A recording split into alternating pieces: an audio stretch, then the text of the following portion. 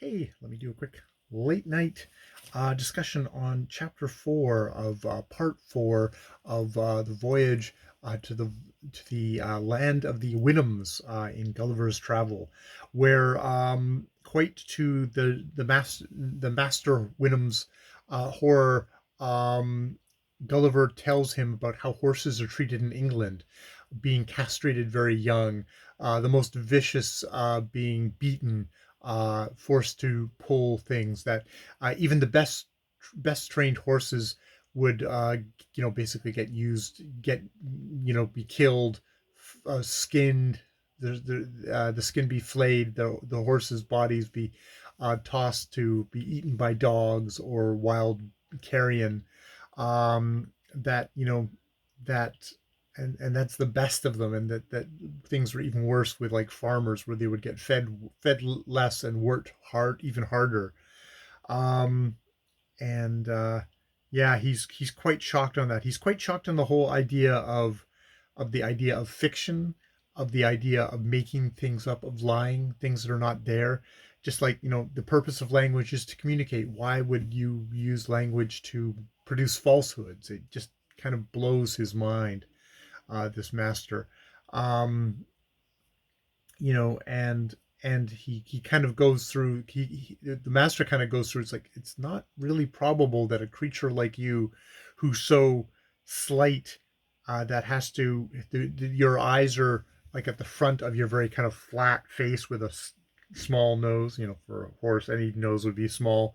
That you can't see out of the side of your things. That you can't eat properly. You have to use your hind feet to eat.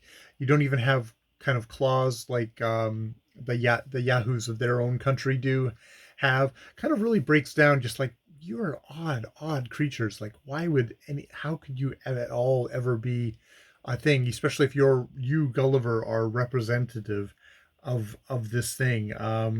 It's just a very kind of odd um kind of thing. And Gulliver tells him about, how he was born on the island of England that was governed by a female man whom we call Queen.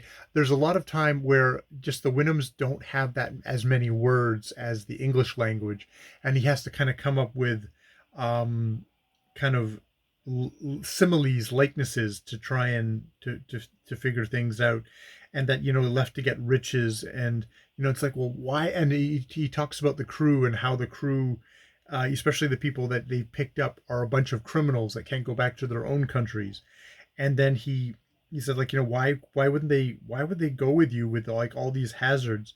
And he Gulliver lists, like, they that had spent all their had in drinking, warring, and gaming, and others had fled for treason, many for murder, theft, poisoning, robbery, perjury, forgery, coining false money, for committing rapes or sodomy, for flying from their colors, or deserting to the enemy. Most had broken prison, and that none durst return for fear of being hung, or getting starved in a jail. And it's like, why would they do all these things?